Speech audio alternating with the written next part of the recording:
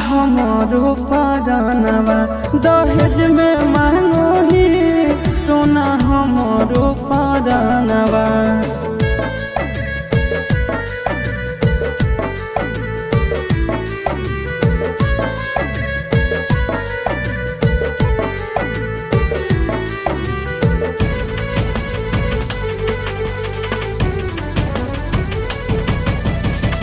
चुप नहीं करो ही यार तोर रोवेगे, इतना दर्द तक सही भी न होवेगे।